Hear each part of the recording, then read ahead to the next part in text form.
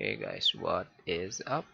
This is me, your random person, and of YouTube, and welcome to the random family. Alright, so guys, tonight it's going to be for Jonah. Actually, good morning pala. It's morning. It's 1:35 a.m. And yes, nagre-reaction video tayo. I just finished my reaction video kay Miss Regine Velasquez Buwan. So if you guys would like, please check it out. Okay, so bakit Jonah? Yes, I think kailangan natin mag-react ulit kay Jonah dahil number one yung recent video ko kay Jonah has been taken down dahil meron siyang danger of hindi lang basta-basta copyright notice, baka maging copyright strike siya dahil sa aking dispute. Yep, nag-dispute ako. I tried to dispute the claim pero unfortunately I lost. So, sige, kanila na. Sa inyo na ABS-CBN. Panalo na kayo. Alright, so anyway, I think mas marami pa namang other better performance ang ating mayora, ang mayora ng buong Pilipinas, si Fearless Diva, Miss Jonah. Alright, so tonight, morning, ano tawag dun? Kabaligtaran ng tonight, bahala na. Ngayong umaga, ayun. Ang title is going to be I Made It Through the Rain / Through the Rain. Ano yun? Ha? Kaiba ba yun? I Made It Through the Rain medley. Ha? Ang weird. Pero siguro, hindi ko lang alam. Anyway, let's go guys. I'm excited.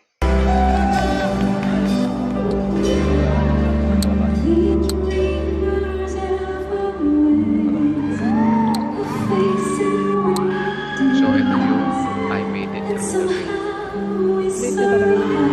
Hindi ko alam to. Wait lang. The performance was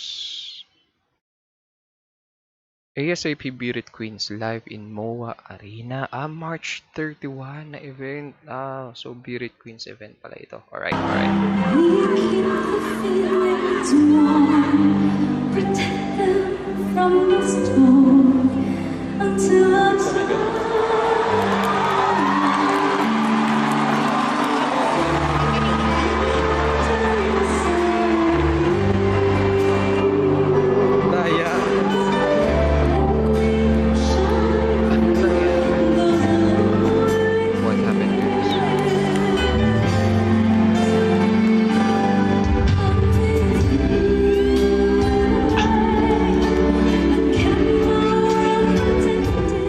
Ito pala yun.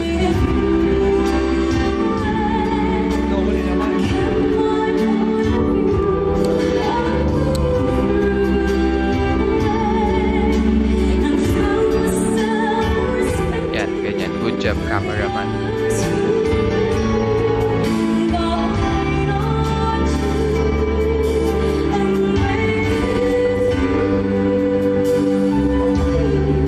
Pause ko lang ha.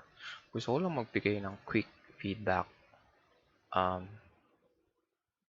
dito sa medyo naduling ako doon dun sa ganitong range, ito yung favorite na ano ko para kay Jonah. Ano ba tawag doon? Na range niya. Kasi yung boses niya sobrang lambot tsaka sobrang clear. Crystal clear, tapos kung pwede mo lang hawakan yung yung sounds na lumalabas sa kanya, parang bulak.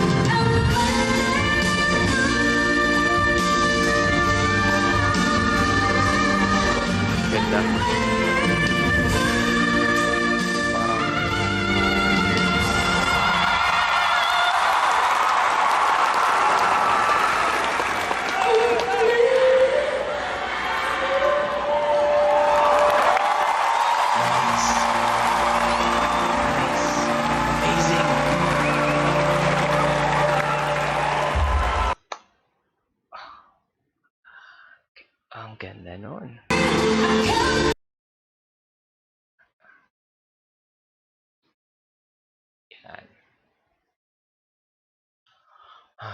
Ang ganda nun guys ha. Though hindi ko masyadong nagets kung bakit ayun yung ginawang medley dahil same ba yung title? I made it through the rain, tsaka through the rain. Sana gawan na rin nila yung Hello, di ba? Ni Adele, at tsaka ni, sino pa? Beyonce. I can see your hello. I'm so sorry. Alright, let's go back. Let's go back sa ating Mayora.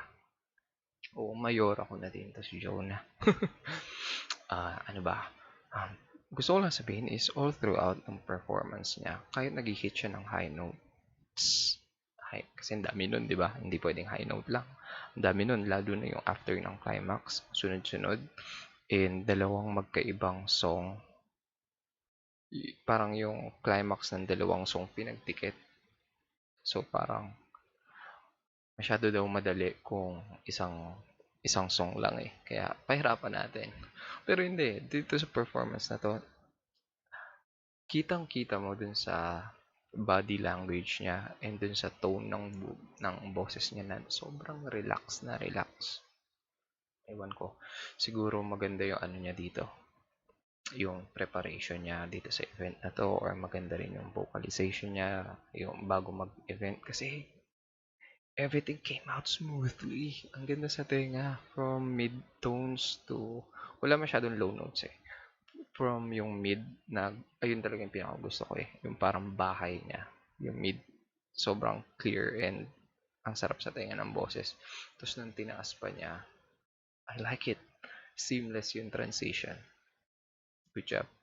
Ayun ang advantage siguro ni Jonah other sa ibang singers is pag mag-iiba siya ng range, ang ganda ng transition, and meron siyang paganon. Paano kaya nung pag may kausap si Jonah? Hindi! Ayoko niyan! Alright, so ayun na nga. I like this performance, Jonah. Keep it up.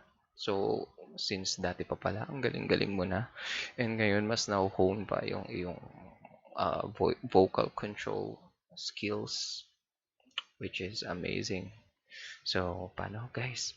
And by the way, I'm sorry, hindi ko maalala kung sino yung nag-request nito. Kasi pag may naglagay ng link, kiniklik ko lang yung link and then ina-add ko na agad sa mga to see na videos, to react videos. So, I'm not sure if this is from Neil Agoo. Pero, ayun na nga. Ito na siya. So, I hope you liked it. I liked it as well. Thank you guys for joining me. This is your random dude sending love and appreciation. Bye-bye. Peace out.